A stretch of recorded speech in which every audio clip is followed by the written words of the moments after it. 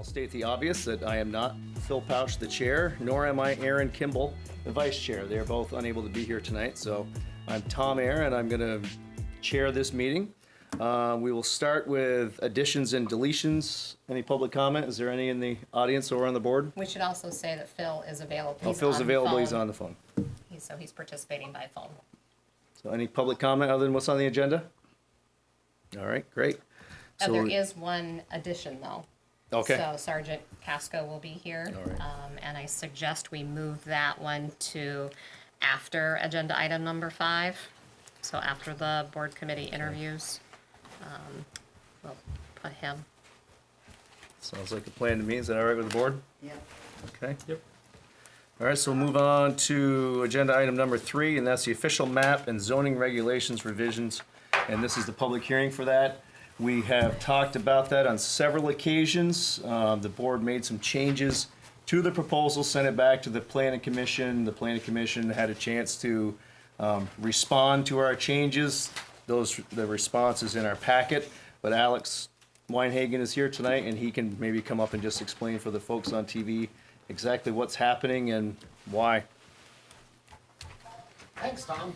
So yes, you held your first public hearing on these proposed changes on December 4th, and we had a large audience. And the one sort of controversial item, at least the one that generated a lot of public feedback, had to do with, I think it was community facility number 34. It was a planned or a proposed park on the lot off of Commerce Street where the Hannaford proposal had been.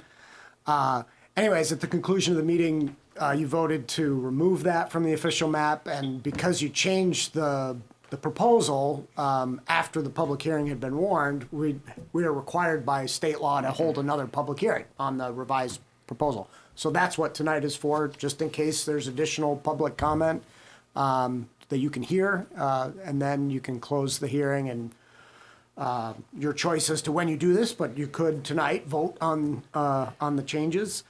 So just to very briefly review, there are 2 regulatory changes that the Planning Commission sent to you. One was the official map revisions, and we first adopted the official map in 2009, haven't revised it in the intervening 11 years. It's time. So that's what that proposal is about, updating the official map. The other is a zoning regulation revision that has some relationship to the official map, but it is different. And so the official map sits as its own sort of regulation of sorts. It has the power of a zoning regulation, but it's a map. It's a different animal. And then the zoning regulations, of course, are one of our principal land use regulations. So the zoning regulation revisions are targeted at better defining the type of public open space that we want to see and have required of larger developments in the village growth area. And so both of those are up for conversation at this public hearing and then for action after you're done with the hearing. With regard to the change that you made to that community facility on the official map, the Planning Commission, as Tom mentioned, discussed it. They're required to file a report when you make changes to their proposal, so they did that, and you've gotten a copy. And they had me do up a briefer memo that just explained their thoughts. And the basic, just to summarize very quickly, they're basically saying we had a reason for putting it on the map, and here's that reasons, or here are those reasons. But we understand, why the select board removed it. And it still complies with the town plan, even without that facility on the map. The commission felt like they had thought a lot about the overall amount of public space and community facilities that should be here as the village grows, especially at a future sort of build-out phase. And they felt that area was necessary, and if it's not going to be there, they might propose a future official map revision to enhance another one of the areas that are still on the map. But that would be a future proposal that you'd see sometime later. So that was their response to the change you made. At your December 4th meeting, there was also discussion on 2 other items. Marilee brought up one, and Jeff brought up the other. Jeff had made some comments about the square footage cap for retail uses that is throughout much of the village, but is not effective in the commercial district, and wondered if we could change that. Jeff was good enough to come to the planning commission meeting and talk about that with them after your hearing, and so we did discuss that, and as mentioned in the memo, they would like to have that conversation as a part of the current project that they're working on. So right now, the planning commission is working on enhanced design standards for new development in the village growth area, mostly architectural in nature, the look and feel of what new development could be. But they felt that retail size question is relevant to that. So they're committed to having that conversation probably in the coming month or two. And then to Marilee's question, which I think stemmed from a comment that Andrea Morganti raised about why are we showing a future road across Petrick Brook through a flood hazard area if, that could put that future public road, if it were to be built and we were to take it over someday, at risk. And it also, I think she basically was saying, we're also sort of encouraging development around it in the flood hazard area. So the commission discussed that as well. They just to sum it up, they still feel like the official map ought to go forward the way it is. They think there were reasons for why that connection on the west side of 116 is necessary to allow us to be more than a one-road town. And they point out that when the flood hazard regs were updated several years back, this was a discussion item, and that it was decided at that time that if things were properly engineered and modeled, that there could be some limited development in that area that wouldn't adversely impact surrounding properties or be at risk. With that said, they do acknowledge that any development in a flood hazard area has to meet a very high bar in terms of how it's engineered and whether it's going to be safe. So they certainly want that considered, and they're willing to talk more about it, but they feel that that element is sort of an important piece to the overall village growth plan. And if we were to just eliminate it, we really need to go back and relook at what our village growth plan is. Probably would require some changes to the town plan, and a longer conversation about zoning changes. In any case, they wanted you to know that they took your comments seriously and they talked about them, and one of which they will act on shortly, and the other one probably is a longer conversation at some future date. So I have a question. The last sentence in this really helpful memorandum about the flood hazard area development says, reconsidering this policy would require substantial community discussion. I wasn't clear whether that meant that was planned for the future or that was a reason not to talk about it anymore. I think they meant that's a reason not to delay adoption of the official map. They're not committing to having that substantial community discussion on a date certain, but they know it would require that because it would really, as I said, it would really reshape the growth plan that we have sort of been operating under for the last 10 years or so for the village. So they're not committing to making to having a big conversation about that and proposing changes, but they're not closing the door to those conversations either. They have a lot of projects on their slate right now with the design standards and the allocation scoring system and the contractor's yard, hopeful contractor's yard regulation revisions. It's unlikely they're going to talk about anything else new until 2021. Yeah, I'm not saying that they need to do it next week, but are they seriously considering it at some future time? I think if Irene had hit Hinesburg, we'd have a very different idea about this kind of thing, building in the floodplain. Perhaps. I mean, we did see that 50-year flood event on Halloween, Right. Which was certainly no Irene, but was a substantial flood event. And I think it all, it gave all of us some pause and gave us some, was food for thought. But at the same time, critical infrastructure like what's proposed in the official map didn't wash away. So we had just put in a new sidewalk and a bridge, pedestrian bridge over Patrick Brook on the east side. That's still there. It's, you know, it was properly engineered to withstand a flood of that magnitude. And so that speaks to the ability to engineer infrastructure such that it can withstand events like that. Granted, a 100-year event would have been that much more significant, but that's what engineering is for, with proper planning. So I don't want to mislead you, Marilee. They're not committing to having that conversation, Well, I but they want you to appreciate your understand honesty. it would require a substantial conversation. And so if that conversation is to happen, it needs to happen at a later date and with a lot more community input about, you know, whether we want to see the west side of 116 developed and how it will be connected to the rest of the village, whether it will be solely via 116 or include this other western connection.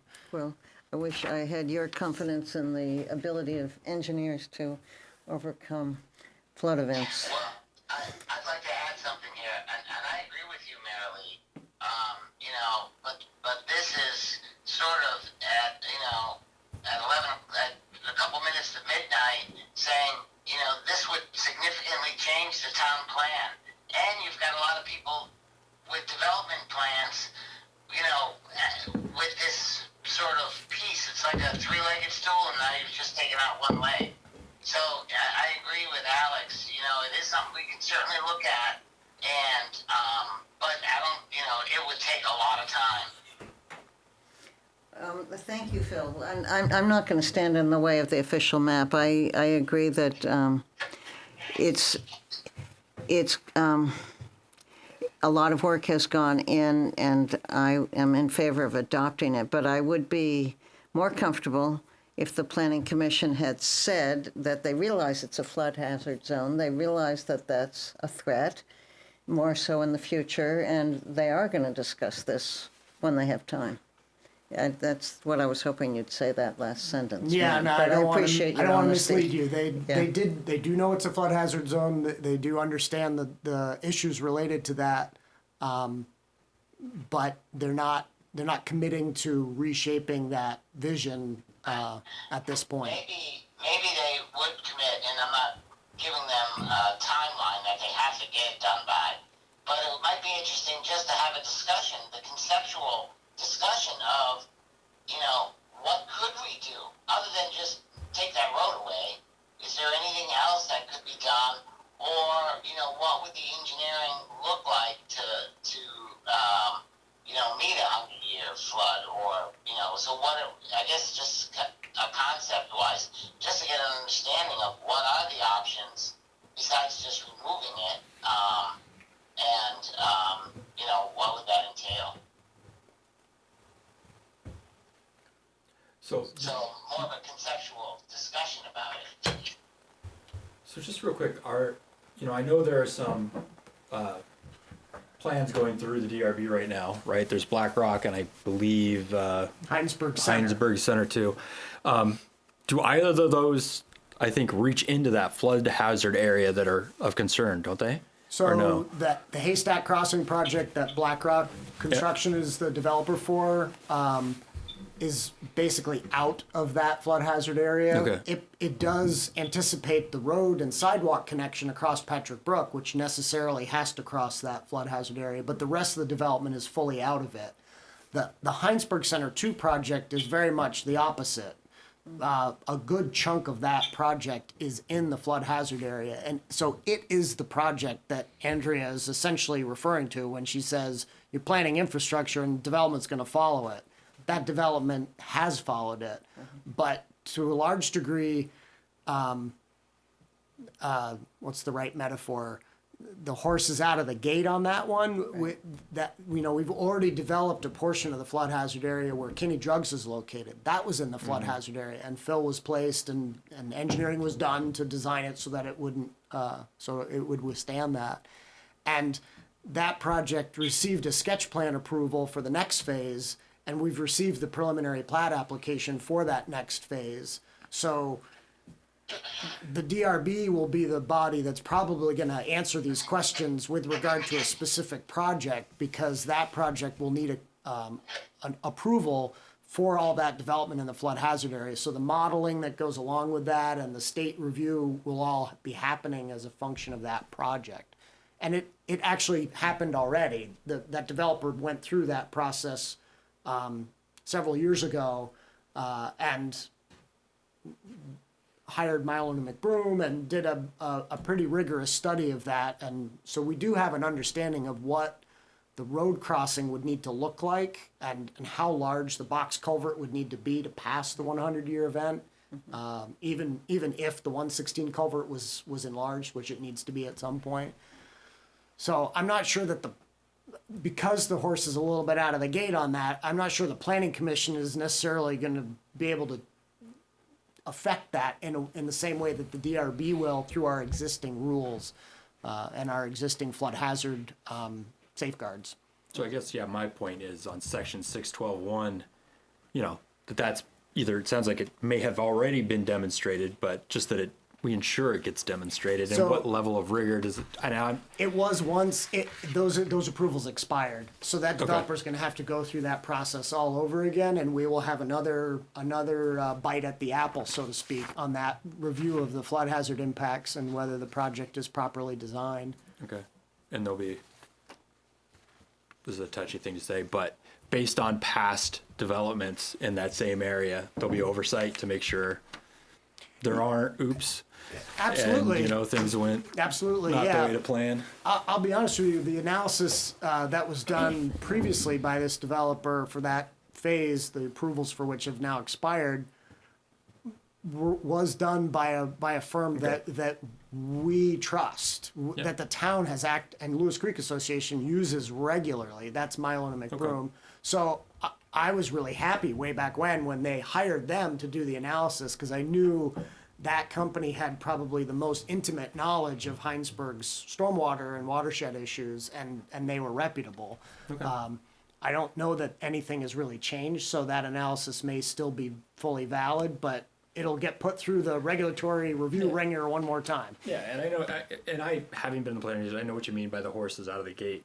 It would probably be built by the time the planning commission could do anything about it. But in that saying, it sounds like I'm glad to hear that there is an outside expert firm that's reviewed it to make sure that whatever does go in there is done right to protect not only protect from the 100-year flood, but protect the river and the water quality. Because as we all know with stormwater, that's something we got to watch as well. So. And just if it gives you any solace, the DRB does have the authority to engage an independent professional to do a peer review, to look at what the developers' experts are saying. So in this next go around, when they go through that again, that could be recommended, just to have one more pair of eyes on this to make sure everything is properly considered. Okay. Yeah, I go to stormwater and the state and all the discussions we're having, even though that's about wastewater, but stormwater's right behind it. So, okay. So back to the topic of the zoning and official map changes. Is there any comment from the audience? No? Phil, anything further? No? So, So I would just like to make one comment that, just thank the planning commission. If you go back to the vote, I was the one that said no to taking 43 off of lot 15. I know it's been a big debate over the project Hannaford and all that, but I just want to reiterate that was designated before Hannaford came in with their project, 10 or however many years ago it was. And I appreciate what they were doing, and I understood the vision, and that was a central location of town. I think it was just happened to fall on the wrong lot at the wrong time. But I'm glad that they're willing to look at it and find other areas that might keep the green space percentages with the village up to space. So that's all I want to say. I appreciate what the PC does, and I don't want them to think that we're, anti-planning commission in any way. So. Thank you for your explanations, Alex. It's very helpful for me. Go ahead, Phil. Make a motion. Okay, go ahead. Make make a motion to adopt the official map and zoning regulations as presented, revised and as presented today. Do you want to close the public hearing Oh, I'm before sorry, you yes. do that? I'm not sure if I even opened it, but I will close the public hearing since there's no further comment. And so now we can take Phil's motion. Do we have a second? I'll second it. Okay. So all those in favor? Aye. Aye. Aye. Any opposed? No? Okay, so that passes and those are adopted as Thank you, presented. Alex, and thanks to the Yeah. planning Thanks, commission. Alex. I will pass along your thanks to the planning commission next week. All right, very good. And yeah, I'll thank the planning commission too. That was quite a process we went through, a little bit of back and forth, but it all worked out well, I Yeah, think. yeah. So, and we'll move on to agenda item number 4. I believe it's 4. On this it is. And since we have Alex in the hot seat still, we will discuss a recommendation for planning and zoning fee refund policy. So, if you saw the memo that I sent dated December 27th, I explained that in our current fee schedule, we talk an awful lot about what we charge and for what types of projects, and we have some detail about what we do in oddball circumstances. But we don't actually address clearly what our refund policy is or whether we even have one. And so when I say refund, I mean when an applicant withdraws their application at some point during the process. So in the past, we've dealt with this on sort of a case-by-case basis, and we should have something clear and consistent going forward. This sort of came to a head when Jan Blumstrom had a large development proposal planned for her property south of NRG, had submitted an application, had been scheduled for the review, ran into some issues with state wetland permitting, and decided that it wasn't worth moving forward with the project. So she withdrew the application prior to the DRB ever having taken it up. It was like the week before the DRB meeting. And at that point, I thought immediately, well, we got to refund some of this money because she literally cut the town a check for over $20,000 for that review. And so I quickly typed up a memo and sent it to Renee and Missy and said, I think we should refund some of it. And Renee properly said, whoa, wait a minute. We got to make sure we're dealing with this consistently for everyone who comes in front of us. This case-by-case basis is probably not the best policy. So Renee encouraged me to make a proposal. That's what's in front of you. The proposed change to this fee schedule includes a new section or note about refunds and outlines how much an applicant could get back. And it really, after talking with Mitch quite a lot, we felt it makes sense to have that be based on where in the process the withdrawal of the application comes and how much time and energy and money has gone into that review already. So, the easiest example for people to understand is a simple zoning permit, right? So somebody comes in, they pull a permit for a new house. Maybe that permit is $2,000. Let's say that permits are good for a year, so you could pull a permit and not actually build for some period of time. Let's say that a life event happens to them and they can't build the house, so they come in and say, "I'm not going to follow through with this. I can't do it."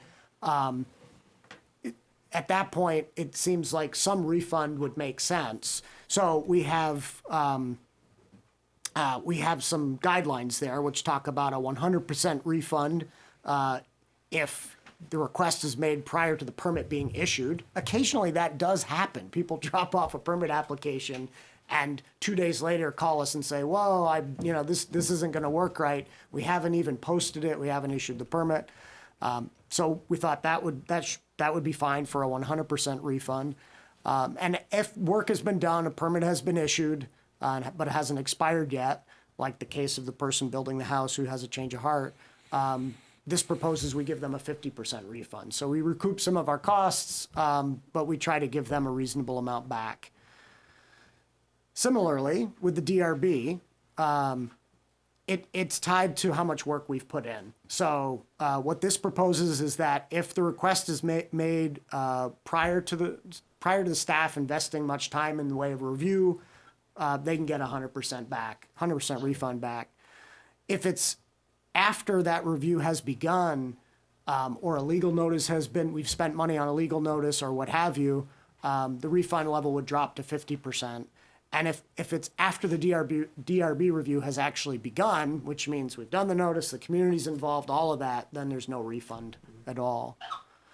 So happy to take your questions and also ideas if you don't like this proposed system, but this is what Mitch and I felt would make the most sense and be fair to both the town and applicants. I appreciate the fairness and the thought for people, who get stuck in some way. The only question I have is on the zoning permits, would that somehow affect water and wastewater allocation at any point?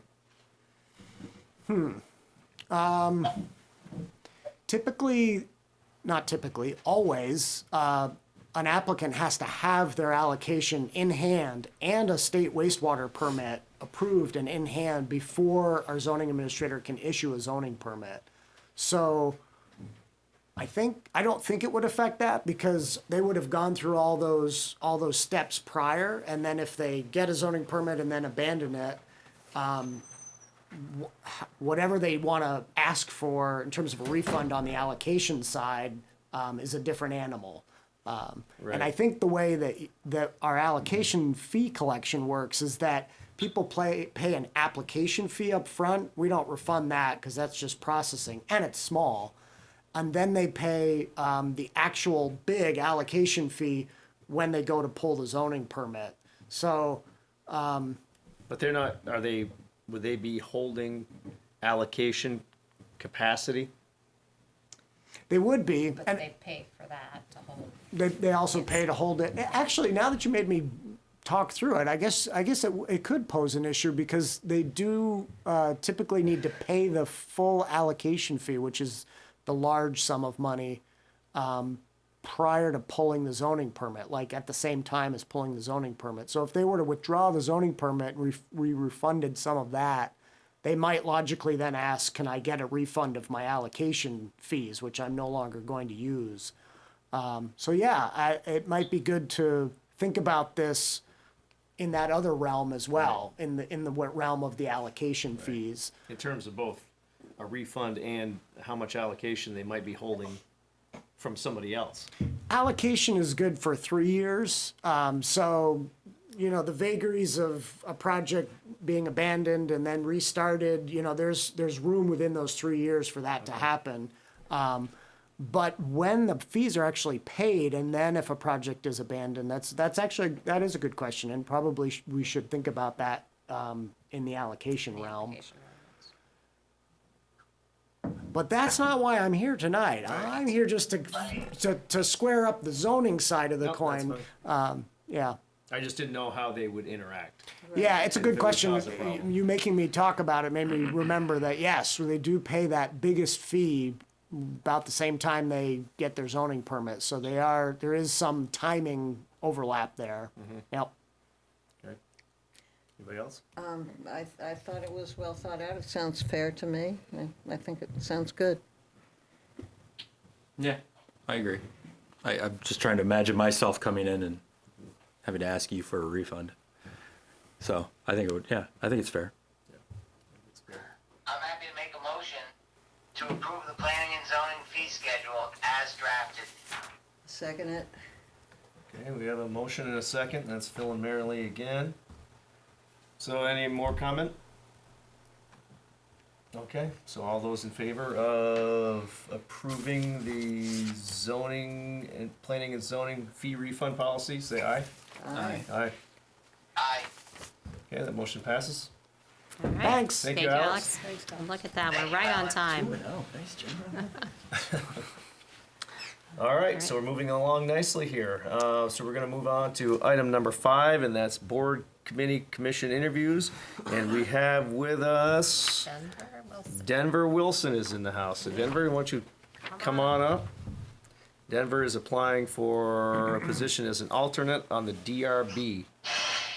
So before we start, I just want to say, so there's one alternate position on the DRB that's open, and we have 2 applicants.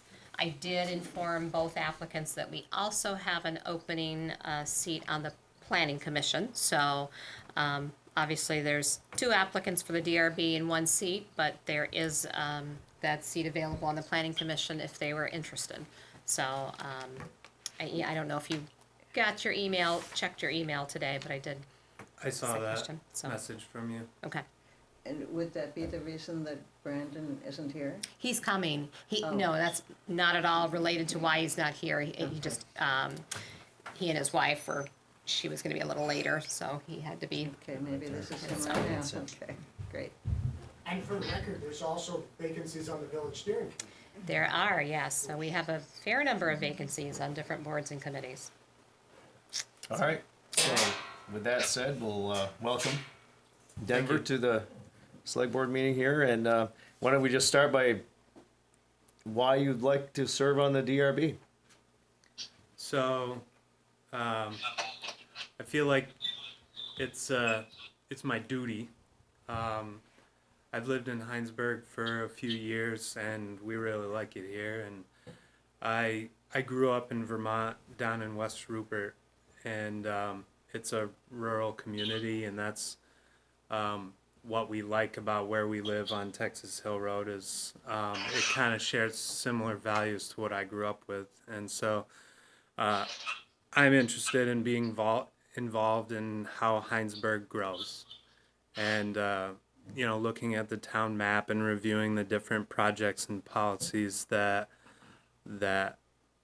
we have.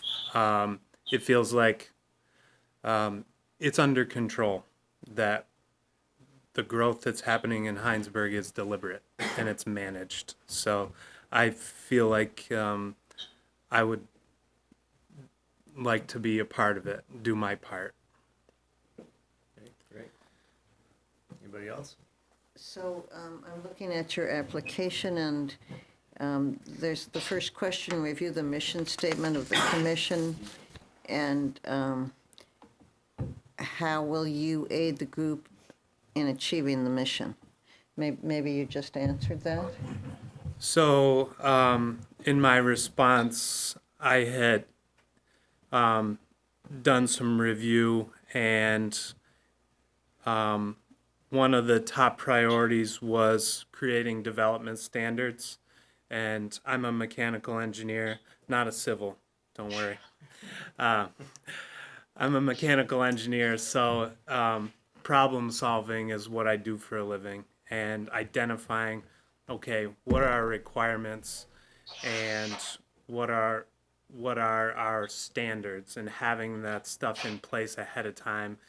As long as you've done your diligence to figure out what is okay, what's not okay, it makes everybody's job easier. So I feel like I could contribute to establishing those guidelines.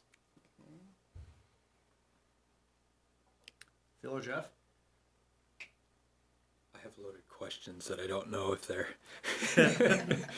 just to sort of how Send do you 'em. see the village growing, but really if you're on the DRB, it's more about implementing what the planning commission may have come up with, less about, where you necessarily want to see it go.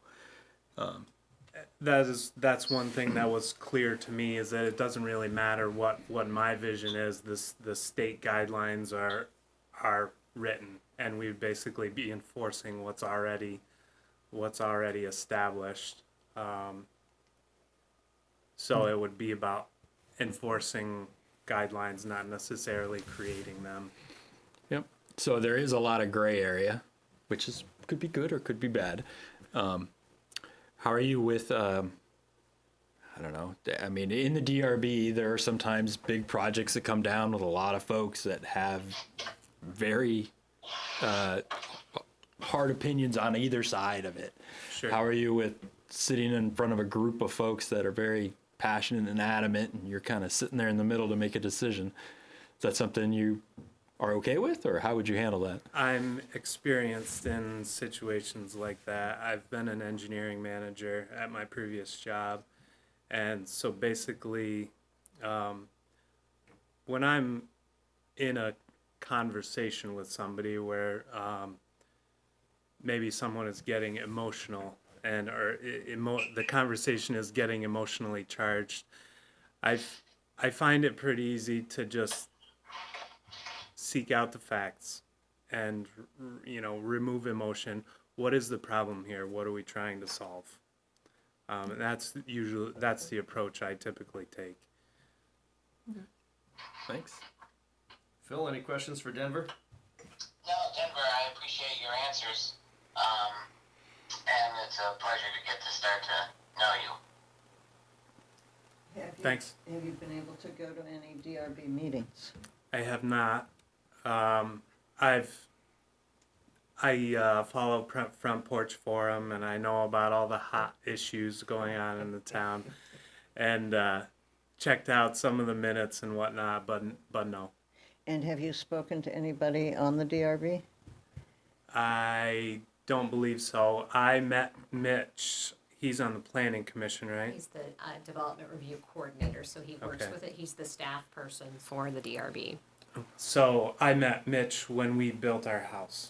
So we interfaced, and so we've met. I'm not sure I'm familiar with anyone else. All right, any more questions for Denver? Tom, can I ask a question? Sure, hold on just a second, Phil, Alex is in. I'm gonna call on Alex and I'll get to you, Phil. Go ahead, Alex. So I think I have 3 questions I always want you to ask potential candidates. So the first one is easy, and I know you'll answer it, the right answer. Can you make the meetings? They are on the 1st and 3rd Tuesdays of the month at 7:30. Yes. Excellent, right answer. And then you've been in town a few years. It does take some time to get up to speed on these boards. Do you see yourself in Hinesburg for a few more years? Yes. Okay. We have 2 children, 3 years old and 3 months old, and we intend to see them go to CVU. Awesome. So And then the last question I wish you would always ask is, it sounds like you've already answered this, but I'll just ask it straight out. Do you believe in community planning, the ability of a community to actually mold and shape what happens with development patterns, as opposed to just allowing the market to drive that in the way that markets do? I think it's important. Thanks. Thanks. Phil, fire away. Well, no, I was just asking, we don't usually have this conundrum where we have 2 applicants for the same position. And I was wondering, are we going to get to interview Denver too before we make a decision, or? So this is Denver, and then we also are going to be interviewing Brandon next, who is also, Brandon is also here. Okay. So, if I may, Sure. can you explain to me the planning commission position? I know they have some overlap, they're kind of related, but what would be the responsibilities, including when are the meetings? Right. What's the commitment for the planning commission? So actually, I'll let Alex answer that. He's the staff person that works with the planning commission. So it's actually very similar in terms of commitment. The DRB meets twice a month. The Planning Commission meets twice a month. They meet on different weeks. So the Planning Commission meets on the 2nd and 4th Wednesdays of the month, 7 o'clock. The DRB is the 1st and 3rd Tuesdays, 7:30. So same basic commitment in terms of meetings. The 2 boards have very different charges, as Jeff alluded to. The Planning Commission is charged with sort of long-range vision and actually drafting the rules that guide the development review process. In other words, our zoning regulations, our subdivision regulations, our official map. So the Planning Commission does big thought exercises and then drafts regulations and holds public hearings and delivers those proposed regulations to this board to be adopted. And then the DRB, they don't get to dream. All they get to do is look at their Bible, which is the zoning regulation, the subdivision regulation, the official map, and apply them. Although there is gray area, and as Mitch likes to say, the whole reason we have boards is because not everything is black and white. If everything were black and white, we would have a robot upstairs and they would just make all the decisions and they would be perfect. But it's helpful to have, on some decisions, to have 7 brains around a table to sort of come to some consensus about what the right call is and how to interpret standards. Anyways, DRB is all application driven and is purely reviewing projects and approving or denying them based on the regulations that are provided. The Planning Commission actually creates those regulations, or at least drafts them so that this board can adopt them. Okay. That's the basic difference. But time commitment wise, they're pretty similar. The DRB involves some work outside of the meetings to prepare for the meeting coming up, reviewing application materials, and then, coming to the meeting, being able to ask questions about a project. And the Planning Commission is the same way. The bulk of the work's done at the meeting, but there's a little bit of time outside of the meeting to read materials and prepare yourself for the discussions. Okay. So I guess I'll ask the question, are you interested in either or just the DRB that you came in here initially for? Either. Either, okay. All right, do we have any more questions for Denver? Okay. You're Yeah, welcome. yeah, thank you. Thank you very much, Denver. So why don't you hang around, I would say, and we'll have Okay, yeah. Brandon Martin come on up, switch seats. I think we have two quality candidates from what I can see. If you guys need coffee, ask Denver. He roasts delicious beans. Really? Denver, did you sign the attendance sheet? I did not, but I will. So this is Brandon Martin, and while it's fresh in our mind what Alex just said about the 2 boards, are you interested in either or specifically the DRB? And are you able to make the commitment for the times that he mentioned? Sure. Interested in either. In all honesty, almost a little bit more interested in Planning Commission, but I don't have the current availability for that board. Okay. Wednesdays are tough, which I appreciate you guys letting me go second. My wife works in the state legislature, and she has to stick around in Montpelier on Wednesdays for chairs meetings. Okay. So I got lucky that she was able to get home in time Right. for me to get here, but it isn't a sure thing on every Wednesday. Tuesdays are definitely easier for me. All right, great. So what I see in your application is, you're an engineer? Yes, I'm a So- civil. Civil engineer. So that gives you a little bit of background. What brings you to us and interests you in serving? Mostly interested in serving just because, similar to Denver, I want to give back. I feel like I have the background. I'm from Vermont. I appreciate rural values. We moved to Hinesburg because we actively sought this type of community. Whether it was Hinesburg or Jericho or Richmond, we were looking for that type of rural community that was outer Chittenden County, probably going to grow in the future, and we kind of relish in the idea of helping that community grow and grow in a sustainable way. Great. Mary Lee, Jeff, Phil? I also just want to clarify for both of you, you can serve on both boards if you really want to. Sure. I have time enough for one right now. So Mary Lee, any questions for Brandon? No, your letter looks really good. Thank you, and your resume. Thank you for giving us so much information. Sure. And I would say the same thing. I appreciate both candidates coming in. Now, did I hear it clear that Brandon can do the DRB but not the planning commission because of the time? That's correct. Currently, with my wife's schedule, Wednesdays are not Yes. great for me. Okay. I heard that as well, and I think we have 2 very highly qualified candidates. I think it's great to have 2 show up at once for the same, but maybe this is going to work out. I'd be willing to, I guess if there's no more questions, entertain a motion from somebody, or I'll make one. Sure, I'd be glad to make one. So I would nominate Brandon for the alternate DRB position that serves until January 1st, 2022. I'll second that. Okay, that's a motion by Phil and seconded by Mary Lee. Is there any more discussion about Brandon being appointed to the DRB. So I just want to, I want to say one thing. So your background in civil engineering, I think, just for other people, I think would be pretty valuable because, you know, a lot of folks, like you said, it's regulation, but a lot of folks will come up and say, here's my stormwater design that I got from the state, or here's what this is. And understanding some of those civil engineering kind of projects and being able to understand what they're technically talking about and call them out on things is something I think is really, really helpful with some of the projects that come through. So I appreciate that. I should Yeah. clarify that I've actually had conversations with Mitch about stormwater projects in town. Yeah. I live right across the road from where Adam Hergenrother built a home, and I reviewed that stormwater application because I was a little bit concerned about it. So So that's, yes.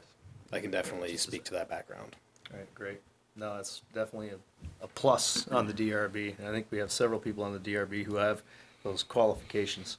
So, all right, so we have a motion and a second for Brandon Martin to be appointed to the, as an alternate to the DRB. All in favor? Aye. Aye. Aye? I, Okay, so that's 4, and I'll make congratulations. another motion, Okay, go ahead, Phil. to appoint, Denver to the open planning commission, position.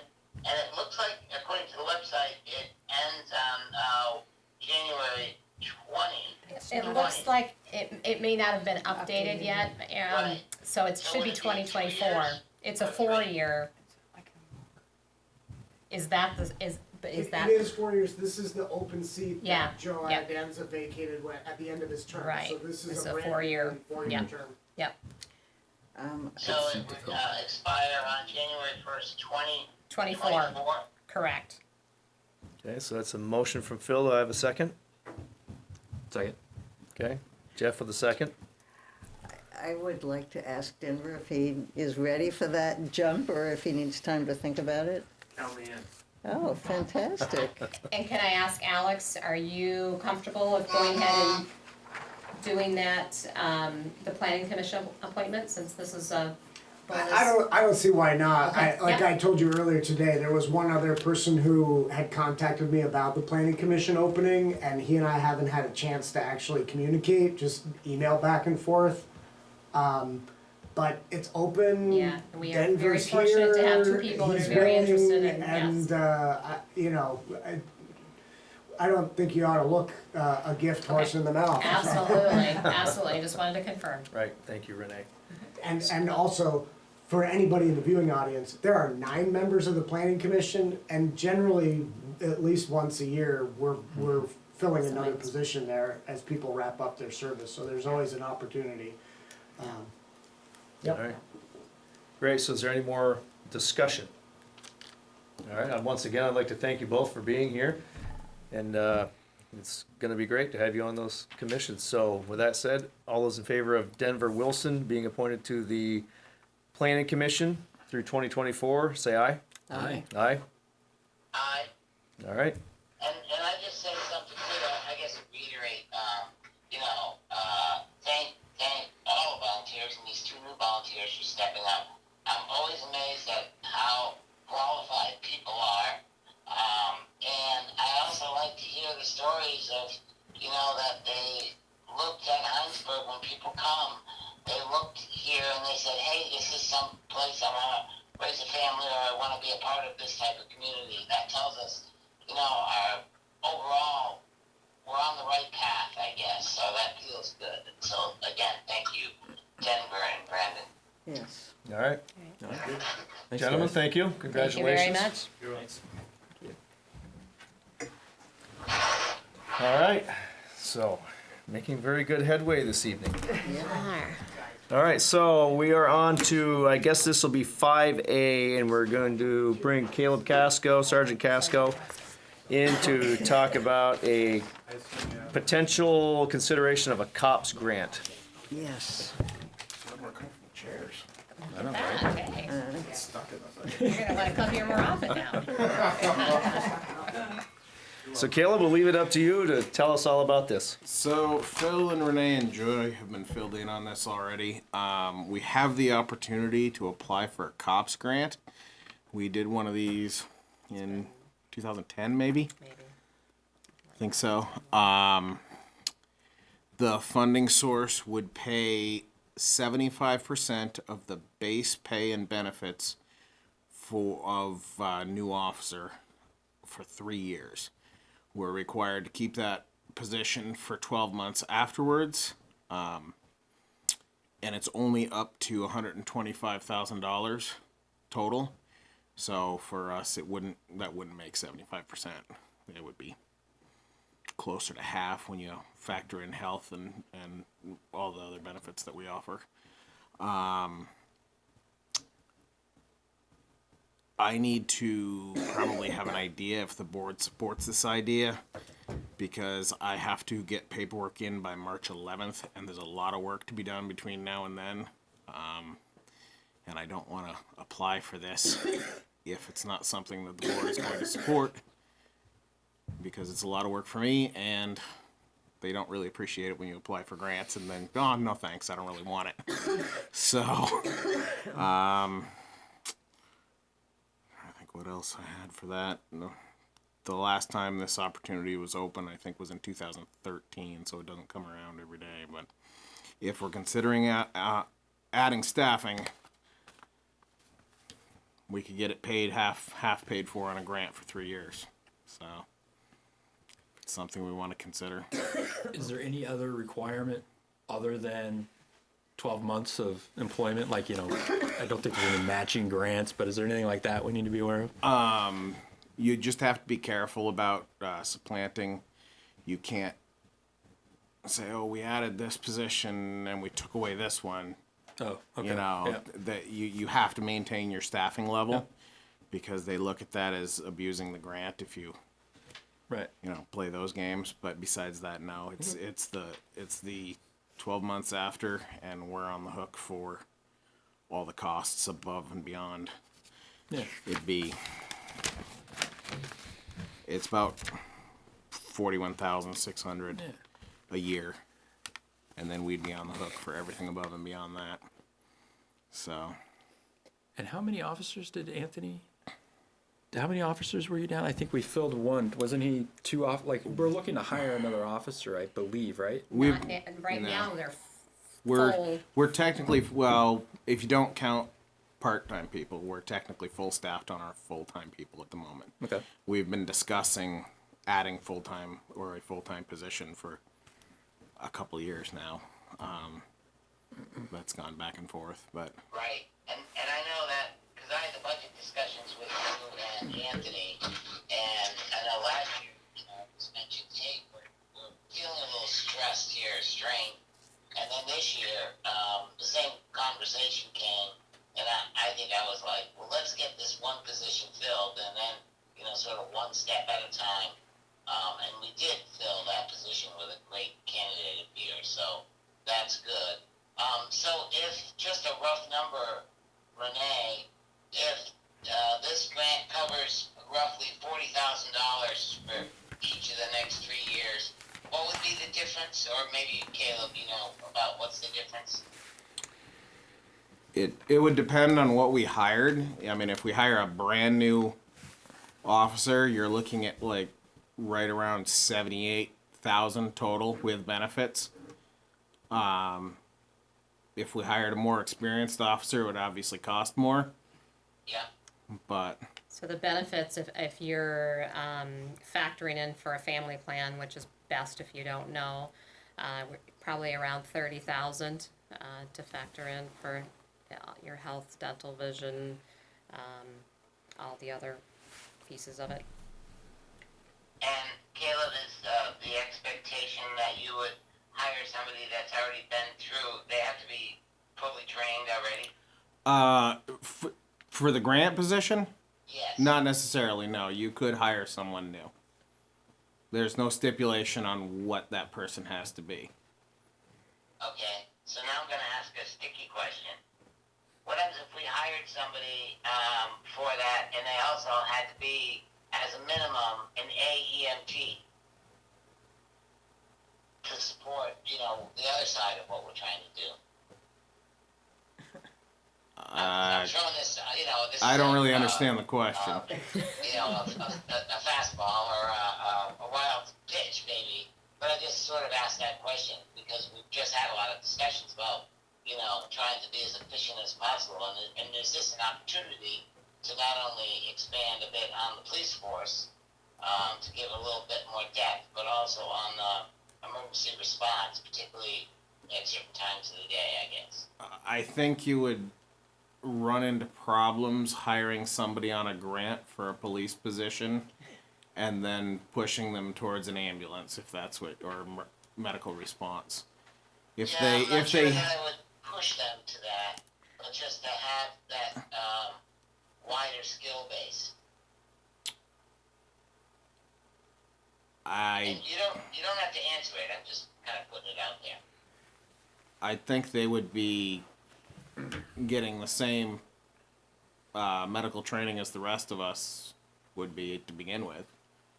Yes. So my understanding from what you've said is you don't have in the plan for next year to hire a new police officer. You just did that. You don't have the plan to hire a new one next year. No, I mean Not into the we've been budget. discussing it, Right. but so, it's not in the budget next year. right. No. So this grant opportunity would allow you to do that, and then we would pay a significant amount more than we had planned to for something that we hadn't really planned to have.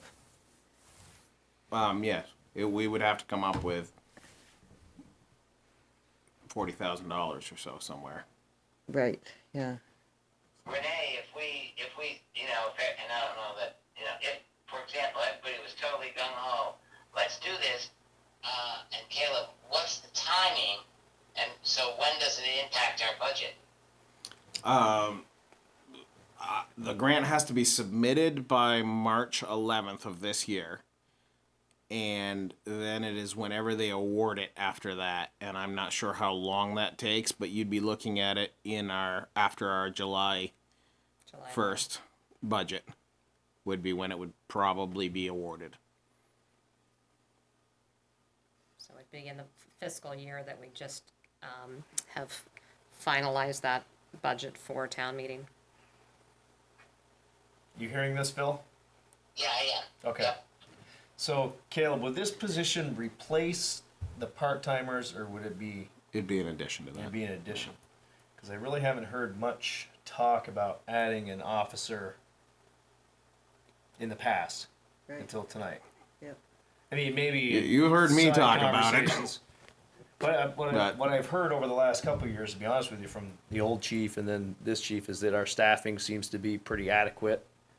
And I know things change. That's what I heard. Maybe I'm wrong, but I thought that's what I was hearing. Yeah, I've heard the same, and I also have heard a lot of people questioning whether we need as many policemen as we have. So that comes up every year at town meeting. So I heard different. You know, what I heard last time Anthony was here was we need the part-time person, but we're down one officer, plus with him moving to chief, lost a seat. Correct me if I'm wrong. No, we lost a position when he moved to chief. Yeah. For the last several years, we've been discussing, and different people in the Okay. command staff over the last year have had different opinions on it. Okay. But we've been discussing adding another one. So we've met where we were with Anthony becoming chief. We filled Yes, that? we are there. The Yes. part-time. Okay. Yeah. Yeah. I think the last time that Sergeant Casco and Chief Cambridge were here, I think you guys discussed it a little bit. I mean, you were talking about what you still needed to fill, and that at some point that you may be discussing adding. Yeah. So I And- think you've heard it, at different times for the years. So Yeah. I, And I would agree, certainly in this last year, I mean, when I was doing their budget, when I was sitting with their budget, I mean, I had heard it before, and I was kind of pushing it off and saying, let's hold off here. And then this year, sort of the same thing, let's get this position filled.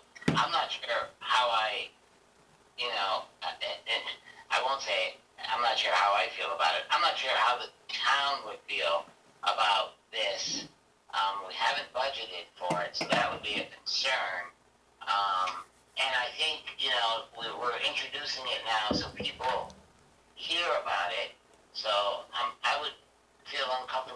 about making a decision one way or the other without getting a little bit more input.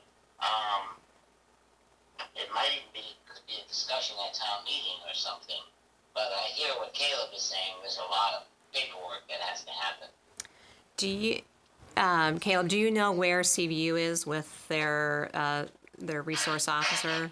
I don't know. Okay. Yeah, that was another thing I thought of. It's potentially, you might be able to match up both of these things, potentially. So,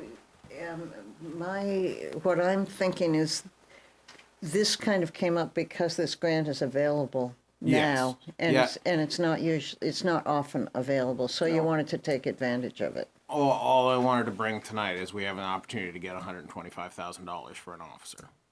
If we want to do that now, it's there. If we don't want to jump on it and we want to wait, we can do that as well. So we would get 125,000, but we'd also have to pay. Yes. Yep. What about half that? Little less than half, but yes. Yeah, so I hear about the budget, and the fact that staffing, I'm kind of it's here.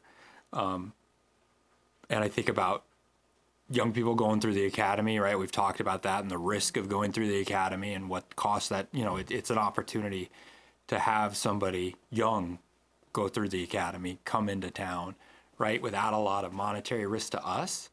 So I think that's a great opportunity, but then I also thought there was still need for more officers on the force. So, you know what I mean? Perfect world's a great thing to help offset the cost of getting in some of the risk, but I hear what we're saying. If the budget's there already and you don't really critically need one, it's, So currently they have 5 full-time officers, 5 full-time positions, including the chief and sergeant, 6 full-time positions. 1 full-time equivalent. Yes. 5 full-time positions. And then 1 full-time equivalent for the part-time people. with the part-time combined. Yeah. Yeah. So I kind of agree with Phil. It's kind of short notice. I know there's a lot of paperwork to be done. Yeah.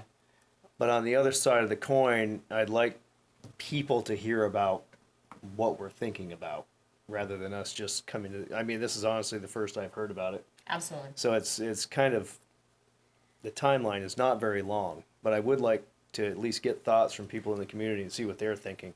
So the reason we did it this way, this came up, and so since this agenda had already been put up, I said, well, why don't we can do additions and deletions, introduce the idea, and then we can still put it on the agenda for the next meeting too, discuss further, and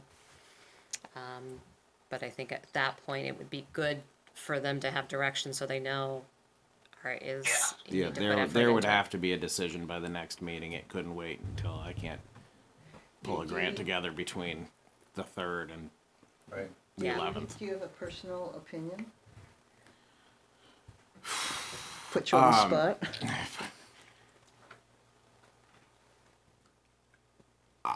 spot. Here's the thing, is the way I look at it is, are we going to be adding somebody in the next 3 years? I would say hands down, yes, with everything that's going on around the county. And I see Hinesburg having opportunities to possibly expand its coverage area and bring more money in for us to defer the costs of the department a little bit. And we'll need people to do that. If we are going to add somebody in the next 3 years, why wouldn't we take an opportunity to get extra funding for it? If we're not going to add somebody in the next 3 years, then no, we shouldn't, That's helpful. the hard part I have with it is our budget's already set for this year, and we're going to have to scrounge up another 40-something grand in a tight budget, Right, I mean, where's that going to come from? Right. It's all good and well that the feds will give us the money, but where's the other half coming from? Right, Yeah. And it's Do you expect more of these coming through? It's been a while, obviously. it's been a while. I couldn't say. Yeah. I really couldn't. And this is coming from the federal government? Yeah, it's a federal grant. Okay.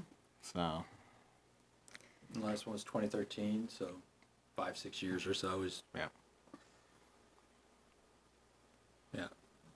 I agree with I said what I said. I think it would, from the opportunity it presents, but at the same time with the budget set, and I do agree with the public input, that's pretty important. Right. So, What I'd like to avoid happening is the end of February to roll around and have the board tell me, yeah, go for it. Right, yeah. And now I'm on the spot trying to pull a rather large thing together with no time.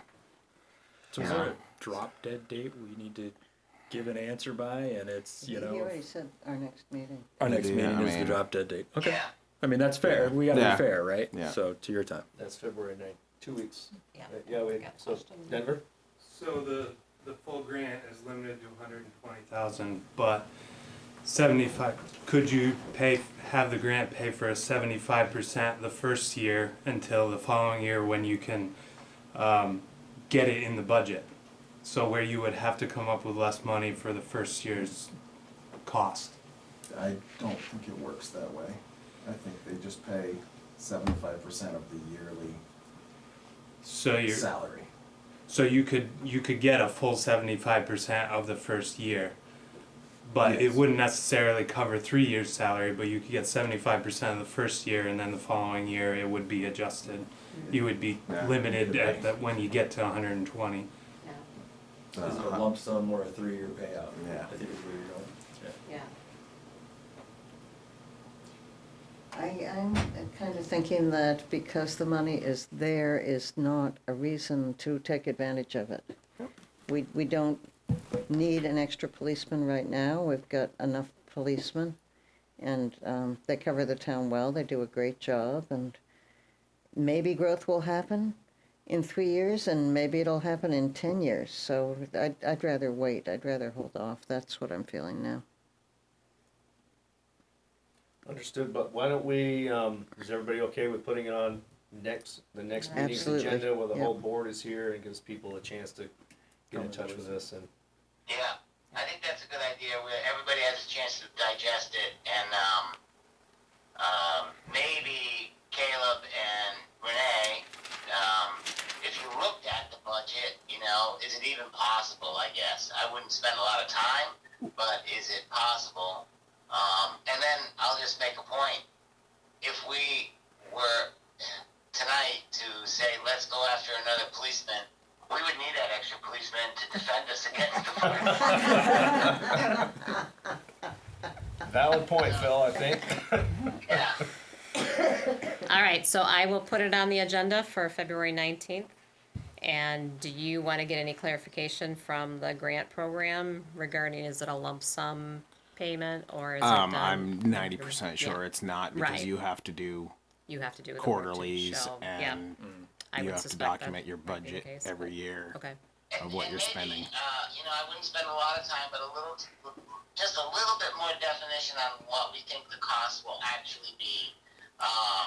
I'm assuming we won't need a vehicle, but if we had to send somebody to the academy, are there additional costs associated with that or uniform and things like that? Just so we can say, here's exactly what it is and everybody understands it. That, otherwise, if we don't do that, then there'll be more misinformation out there. I think that it'd be good to say, here's our best shot at, here's what it will cost. Yeah. And is there, money? I don't think so, but if you had to squeeze, is there anything, in other words, for your department, Caleb, with Anthony, hey, it sounds like, hey, you'd like to be able to do this, and if you did, is there anything you could adjust to help it along, and is that worth it? Yeah, so the cost is going to be directly reflecting who we hire. If we hire a brand new officer, the cost is going to be different than if we hire an experienced officer. The academy doesn't cost us anything, and uniforms will cost the same no matter who you hire. As far as the current police budget that we just put out, there is not a lot of fluff in that. There's, I don't think that's realistic to try to come up with, 30 to 40 grand out of the current budget that's extra. I think if that was there, it would have come up in our budget meetings and been taken out already. Yeah, I think that's the right answer. All right, any more comments from anybody? Okay, so we'll get that on for another The 19th? short discussion on the 19th, and we'll see how it turns out. Let me know where to go after that. Yep. I Yep. won't be here on He the won't be 19th. here, but Chief Cambridge will be Okay. available. So. Yep. All right. All right. All right. Thank you. Thanks, Caleb. Thanks. All right, so moving on to agenda item number 6 is just a question and answer session for residents about the budget that we just warned. There goes the audience. I'm still here. Alex is still here. Question? Alex has a question, so let's hear Alex's question. It's actually related to an email that I had forwarded to you, Renee, just the other day from Bill Mahler. He had asked about the Route 116 Charlotte Road intersection, and as you probably remember, that is the bottleneck in terms of our traffic issues in this town during the peak hours. And there's a solution, or at least a partial solution, that's been put forward, and the Hannaford project was gonna make it happen, right? It was a condition of their approval that they would make those changes at that intersection to help make traffic flow better. Obviously, Hannaford's not happening anymore, so Bill's question was, is the town planning to do that project now that we don't have somebody else doing it for us? And he didn't ask this, but I think also the corollary question is V-Trans thinking of doing that? You know, is that gonna be part of their work plan? So I'm assuming this hasn't been discussed, it's not in the budget It's for not in the next year. budget, because that was, I mean, that happened later on with the Yeah. Hannaford We did discussion. do a We were- feasibility study, so if you remember last town meeting, you had put, I think, a $50,000 item for that improvement, and it was resoundingly defeated at town meeting. And maybe in part because we hadn't done the study to actually demonstrate what the real cost would be, but in any case, we did the study, it's not 50,000, it's estimated to be 88,000. So it's 88. 88,000, so it's no small piece of money. So that, you answered my question, it's not in the budget, as I figured it wasn't, and it may be something you wanna talk about next year in the budget, or as a part of the capital budget, or perhaps Renee and I Some other- can work yeah. with the Regional Planning Commission to try to get it into V-Trans's work plan for someday. Yeah. I have a question on that. Isn't that intersection part of the official map? I know it's got a purple circle, right? Yes. So Hannaford's is gone, but there are other developments, maybe they wanted to get credits or something, right? That's always out Maybe, there. but really it's on the official map so that if a landowner in the vicinity of the intersection wanted to do something that would make it impossible to improve the intersection, we would have the ability to have that conversation. Okay. No, I know, something to look at for sure. Like Alex said, it did get resoundingly defeated. Thank you guys. Thank you. But with Hannaford gone now, I think it's something we're gonna at least have to look at and hopefully get a little bit of help from V-Trans, but Right. who knows how that's gonna go. I mean, it's obviously a big problem. It is their road. Right. The traffic problem that we see along it is on 116 and is due to 116. Unfortunately, as Renee knows, V-Trans projects of any sort can take decades to come Right. to fruition. So if we rely entirely on them, it may not get resolved for a very long time. Right. And just to clarify, I think the main issue with that intersection has to do with the sidewalk in front of Lampman's, correct? Yeah, the solution is to Cross. move the sidewalk forward, and that will allow us to sync up the light phasing between Lampman's exit and Charlotte Road, and allow right on red to be legal coming out of Lampman's exit. All of those things projected to help traffic flow during those peak times. Right. Didn't that get shown in a public forum once and it sort of got shot down? Yep. Yeah. Crosswalk Town meeting change? last Town year. meeting last year. Okay, thank you. Yeah. Again, part of that might have been because Hannaford was on the hook for it. Yeah, Yeah, maybe. You know, I hear you, Tom. I think that some people said, but I think people just said they didn't want to spend $50,000 on this. Yeah. Right. And, wasn't very it might be that there just wasn't enough information, and also, we don't really know how much it will improve the traffic. And I think It seems some, like a very, very slight amount. I think some people felt like we needed to wait for that, the intersection improvements, north of the village at 116 and Yeah. Shelburne Falls Road, CVU Road intersection, Yeah. and then see what impact that has. Right. I agree. I think I agree. I don't think people are interested in it unless we spend a little more time and really get to understand it and explore from V-Trans, hey, okay, can we get you guys to put in for this? And can I ask, is the CVU 116 intersection looking good for this summer? It's moving forward.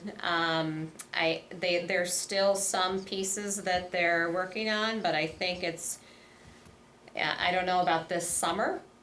But it's, I've got to touch base with them again and see where they're at. Well, they are moving the wires, so that's a Yeah, start. no, they definitely have pieces that they're going. It'll be a lengthy process, but They completed all of the right-of-way issues, so Yeah. that's a huge hurdle to overcome. So Yeah. at this point, it's just logistics, I think. right, yeah. But like Renee, Phil, I haven't heard from the V-Trans project handler lately, so I don't know if they're on schedule for 2020 or if it's gonna slide into 2021. Yeah. I think part of it will be in 2020, but I think they are still on target for that. It's just a matter of how much of that happens. I do wanna point out that, I'm sure this wasn't understood at town meeting, we did a scoping study for 116 through the village, and that study did look at how much traffic would be improved with those two projects being done, the one at CVU Road and the one here at Charlotte Road. And with both of those projects being done, it was expected to reduce wait times by 20%. So we're not gonna get rid of that peak hour delay, Right. but we could make a dent in it if both of those projects were completed. If we only do the one at CVU Road intersection, it's not clear how much benefit we will get. Yeah. Especially since that intersection will simply pass more traffic south more efficiently during the afternoon peak, which will then continue to back up at the Charlotte Road intersection. So it might make things worse before it gets better, by only, doing, improvements at the northern intersection, but But timing wise, I think at this point, it doesn't matter. It Yeah, at this doesn't. point, it's definitely Right. gonna happen, that one's gonna happen first. When folks say, maybe we need to study it more, I'm trying to channel Tom here. We have studied it, we've done the planning, we know that those were the biggest bang for the buck were those two projects. It's just unfortunate that we don't have someone helping us with the Charlotte Road intersection yet. Yeah. Renee will keep after them though, won't you, Renee? there we go. All right, so I guess there's not anybody here to talk about the budget, which is not unusual, but I'd like to thank the board.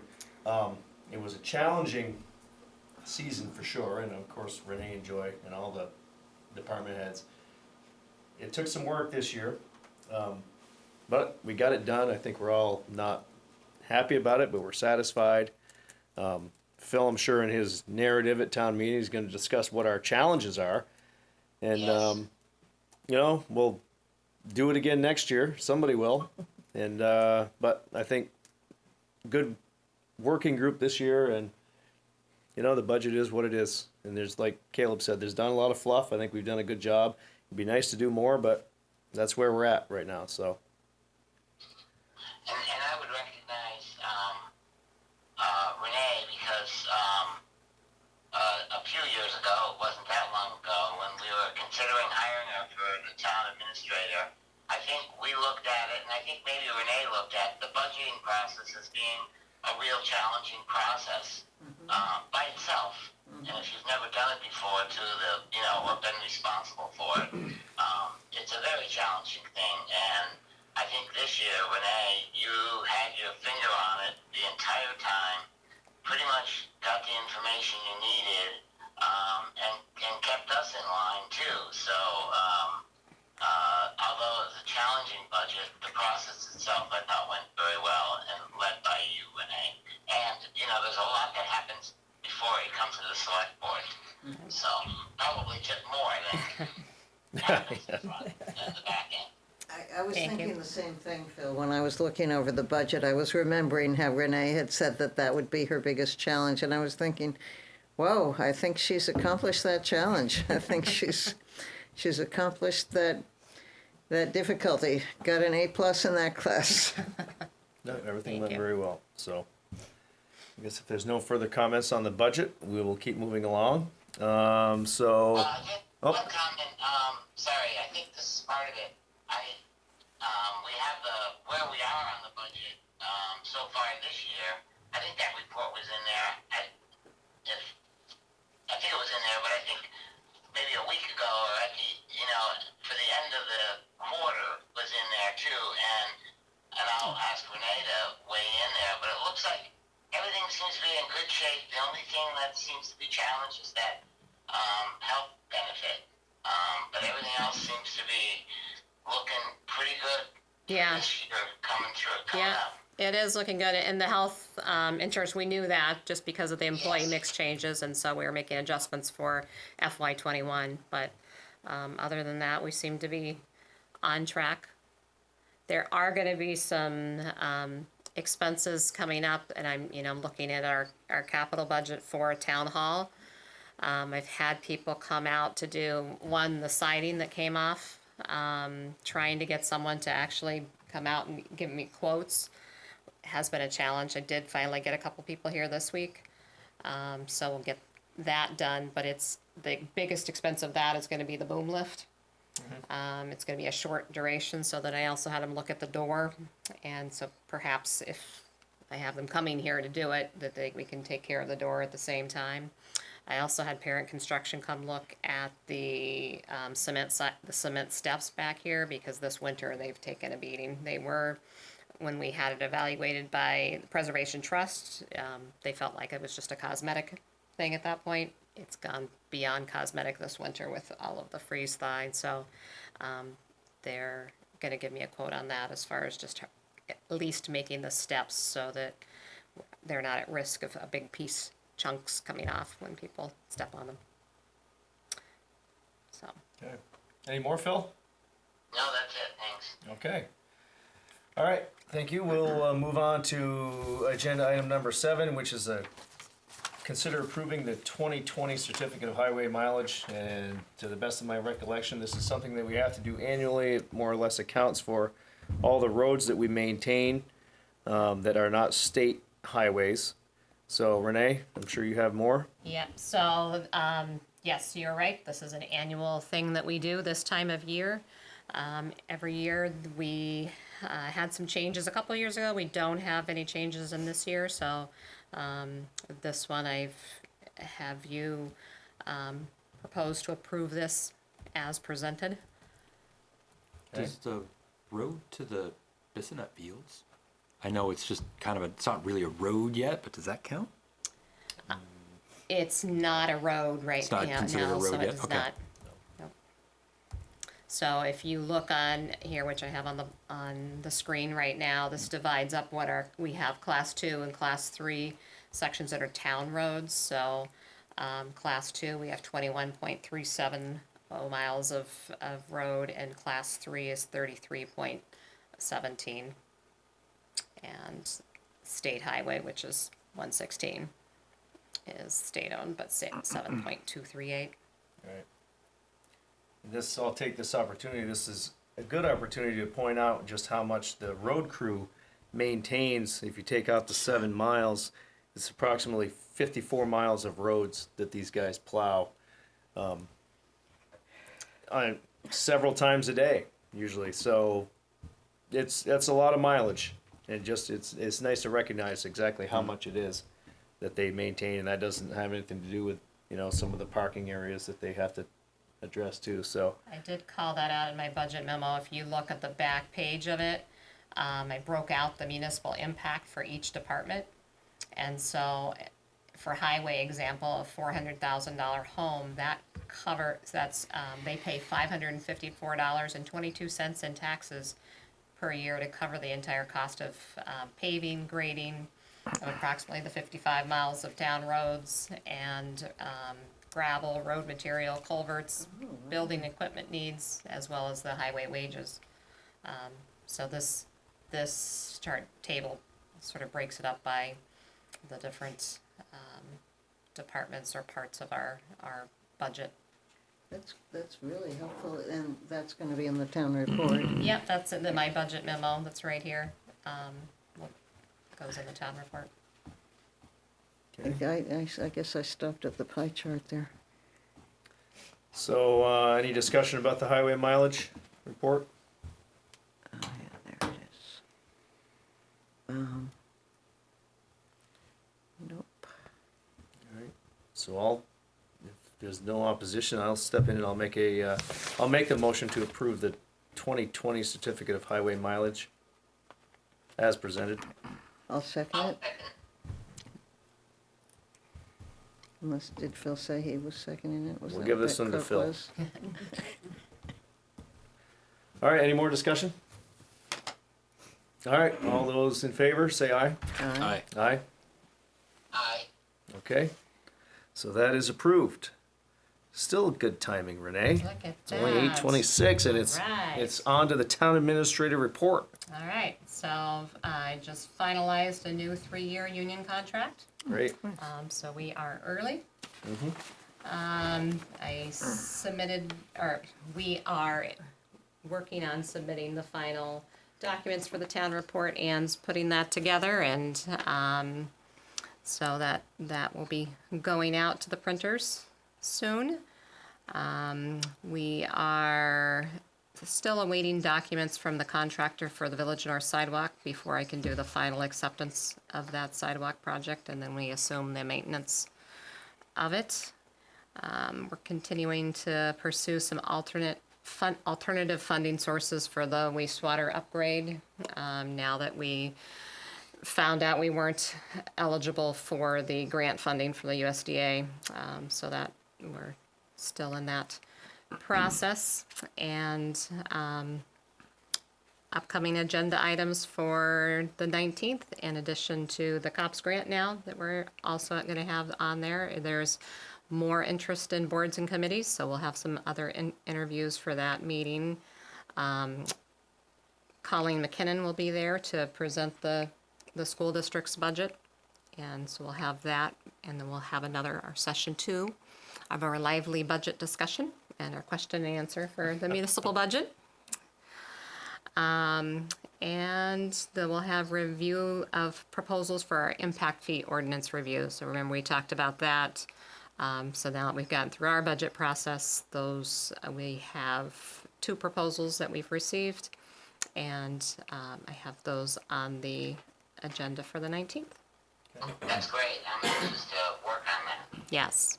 So following up on what you said about the lively budget discussion, Yes. it's obvious that people aren't gonna show up to the meeting, but I would encourage people watching or, however they wanna do it, reach out to the select board or the town administrators if you have any questions before town meeting, because it's far easier for us to gather the information and make sure that we have everything correct if we know what the questions are Right. ahead of time, rather than being, blank-faced up on the stage. So if you have, And I would appreciate the questions. I mean, if anything that I can answer ahead of town meeting to get people's questions answered, I would certainly appreciate that opportunity. right, Renee, I have a recommendation for you. I think that this table that you have on the second page of your budget summary, that shows what you get if you have a $200,000 house, 300,000 or 400,000, and you break it down. Yeah. I think that should have its own page. Really, I think that should stand out so people can see it and pay attention to it. Because people often say, me included, what am I getting for my taxes? And That's the answer right there. It's nice and Well, clear. because it's part of this memo, but we could, Phil could use that as a slide Yes, perhaps in yeah, the, in yeah. the presentation at town meeting. Okay, that would do it. So I have one more question. Is there any update on the opening of the drop-off center? So, that is a moving target. They're still working on, quite a few of their pieces. I think on their webpage and what the communication I've heard from them, they're looking at some point this spring. But that target keeps moving out, so. Seems to. But, you know, if you go there actually is, they have invested in that property, That's so right. Oh, sure. they are coming. It's just a matter of when. Right. Yes, Just wanted everybody to know that it's coming, but yeah. the waste district is having some issues getting, from what I heard, some of their equipment, they need to wait till spring to get it in there, but Yeah. Oh, I see. Yeah, it is moving forward. yeah. So, all right, Renee, is that it? I think that's all I have. All right, so do we have any select board forum? Anybody? I have stuff. You go ahead.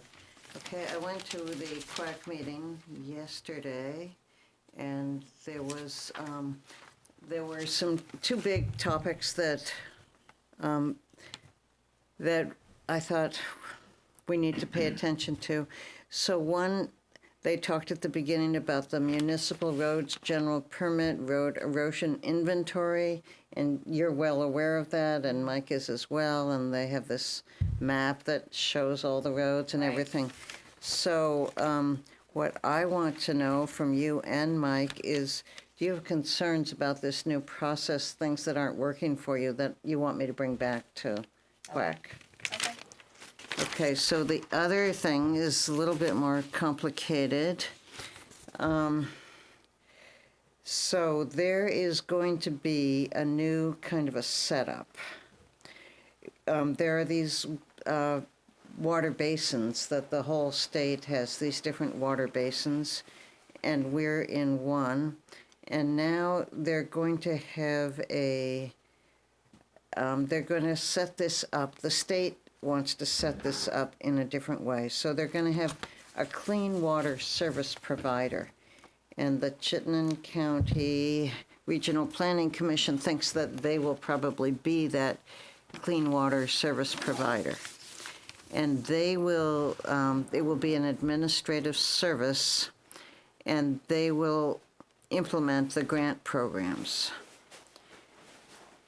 So on top, over them, there will be a council to oversee them and make sure that they're doing the right thing. So the council is going to be made up of the municipalities and organizations that are involved. But they were a little unclear. It's either going to be a minimum of 9 members or only 9 members. So there are several towns involved, Hinesburg being one of them, and Hinesburg, I think, we have a lot of red on the map that shows Hinesburg. There are a lot of areas that are impacted in the La Platte, and right now we are not what's called an MS4 town. Shelburne is an MS4 town because one of their streams is impaired. It's reached that level that it's impaired, and it means that the town of Shelburne has to pay a lot of money to get that cleaned up. It's on the town. So we don't want to get there, but the La Platte could easily get there. So I want to make sure that Hinesburg has a say in this thing, in this new, everything has these initials. So this is called the BWQC, which means the Basin Water Quality Council. It would oversee the Chittenden County Regional Planning Commission administering these grants. So there's going to be a meeting next week. No, it's February 18th in Milton that I'm planning to go to.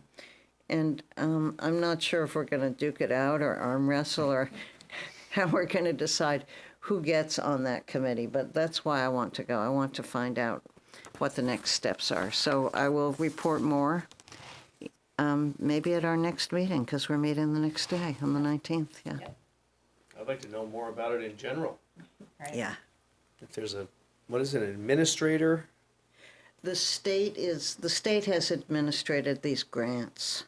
And so they're wanting somebody else to do that. And they're calling that a clean water service provider. So, it sounds like somebody who's handing out drinks, but that's what it sounds like to me. But that's not what it is. It's somebody it's a group that has an administrative function. Okay. And they're now going to be the ones that administer the grants and see who gets the money for water issues.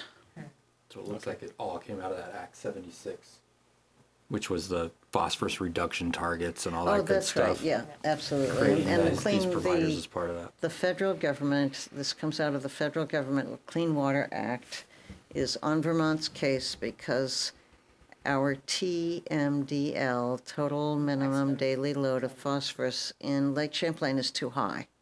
That is from us as well, from the La Platte and our wastewater treatment plant. That's emitting too much phosphorus, even though it's pretty minor. Yeah, less than 1%, but we're an easy target. So hopefully something will happen on that in terms of funding. Right. Yeah, we'll see. But did that give any more clarity or just It more? does, they're Oh. basically gonna administer the grants. Right, but they need a committee, a council, to be overseeing them and making sure that they're doing a good job. So I'm wanting to make sure that Hinesburg is involved in that. Okay. So are you saying you want to be on that? Well, I wanted to have more definition. I might want to be on it. There might be somebody else who would. Why don't you, there must be some website to point to. Why don't you send it to us so we can just take a quick gander? Okay, I'll do that. All right. Anybody else, select board forum?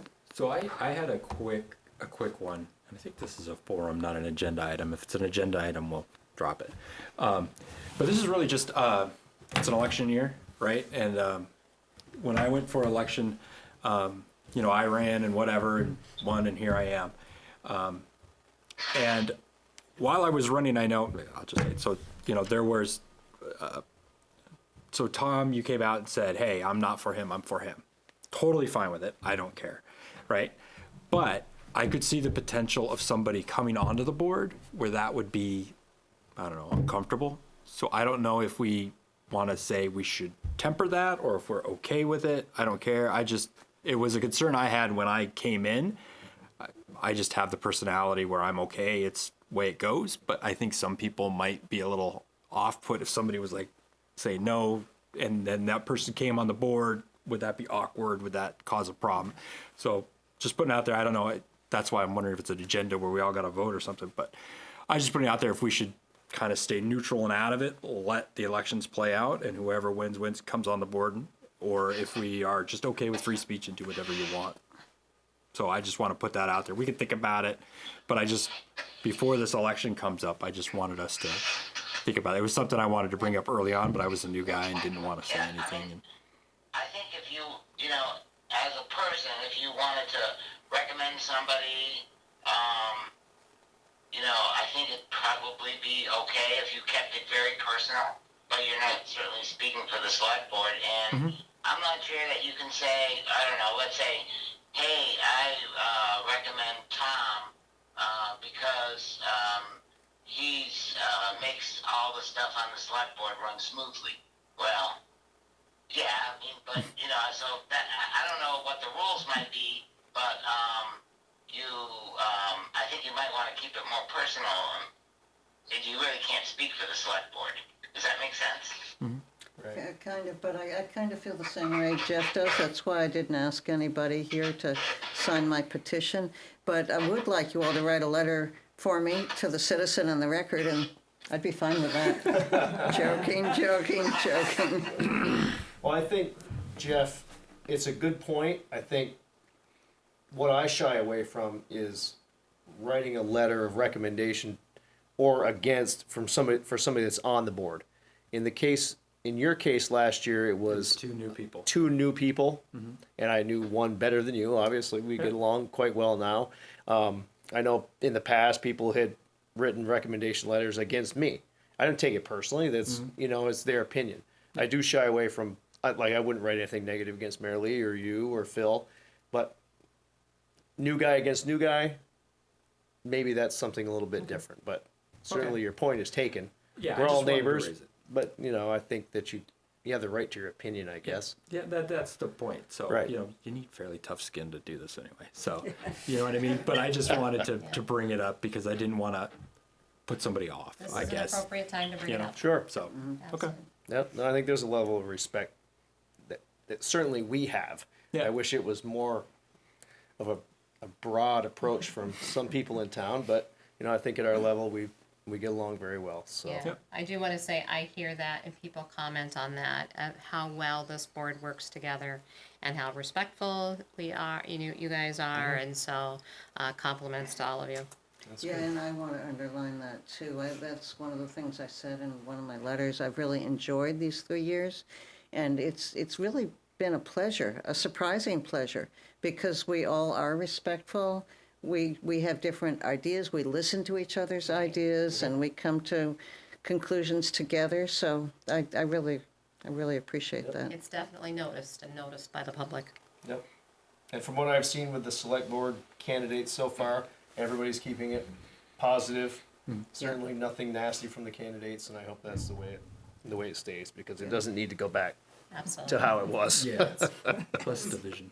Yeah. All right, so I guess I don't have anything for select board forum. Do you, Phil? I have one item, and it's really, I think Renee, you emailed me about, I don't know who's going to be reelected or not. Obviously, Aaron won't be here, but the meeting schedule for March. Yes.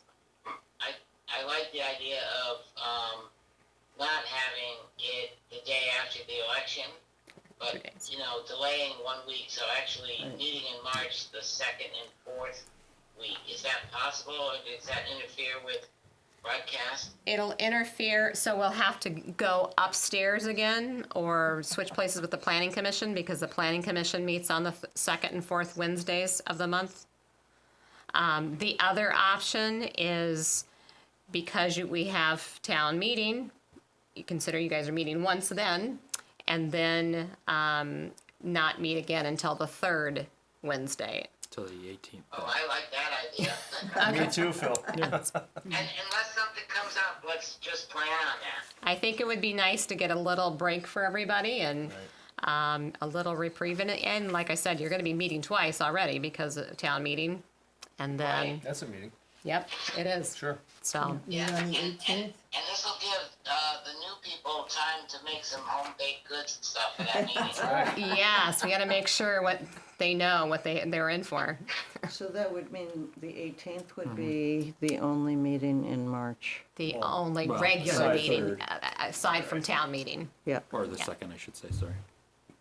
Right after St. Patty's, Yep, there you Oh, go. boy. and the day before my birthday. Wow, Wow. We- All right. remember that. We may have to find room in the budget for a cake. Oh boy, a green one. All right, so, go ahead, Phil. And then I just like to, since at the new meeting, assuming everybody gets reelected, I don't know if that's going to happen, but I just want to point out what a great job Tom has done as the chair. Just, and you hit it out of the park. No one can do it like you do it. I'm just Right, nice job.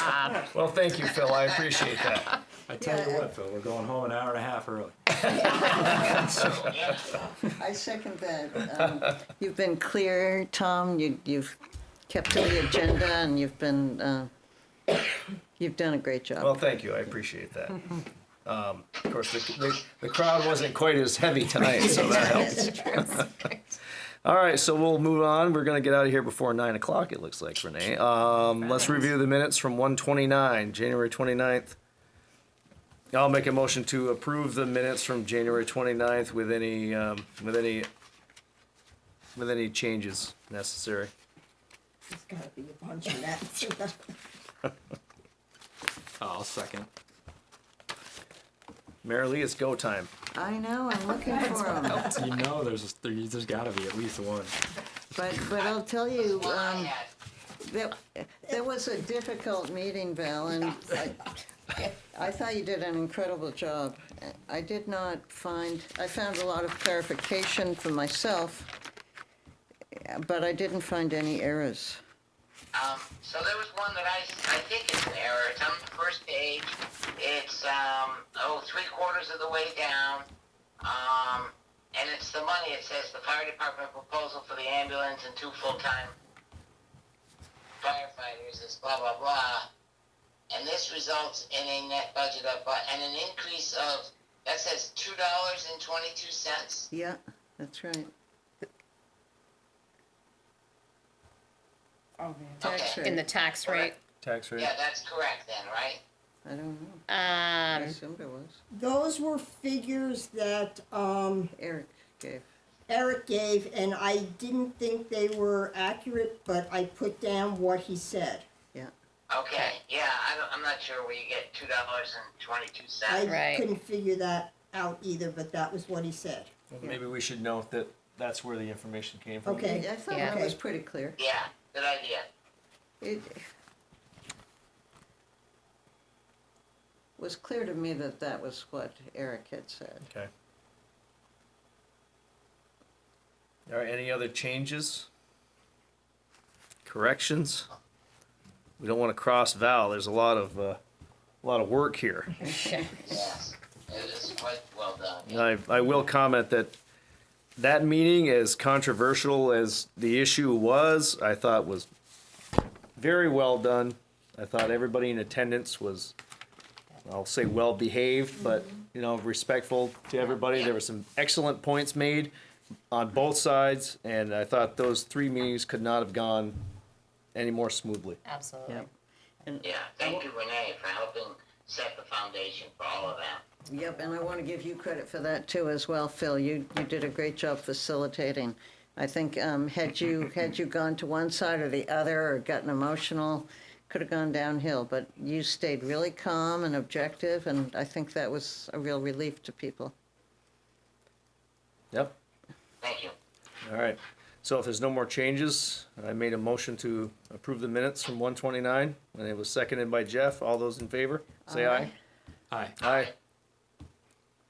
All right, so number 11 is, I'll make a motion to approve the warrants, including payroll. okay. I'll second that. And they're not here, but I assume they were signed. Yes. Okay, so all those in favor to approve the, oh, wait a minute, that didn't get seconded. I seconded. Did I second you that? did. All right, I did. Look at that. You're He's so, falling you're so apart efficient, now. you don't even know. So all those in favor of approving the warrants, including the payroll warrants, say aye. Aye. Aye. Aye. I assume there, thank you, that's approved. I assume there's no need to go into executive session. There is not. All right, so I will entertain a motion to adjourn. I'm so moved. And I'll second it, and I want to thank everybody, watching it on VCAM and doing it by the phone, it works pretty well. So I appreciate that. We all have this option that we can do it this way, and it works out pretty well, I think. It does. Okay. And nice of you to join us, Phil. Yeah. So we have a second on the motion to adjourn. All those in favor, say aye. Aye. Aye. Hey, all right, 8:48, note that.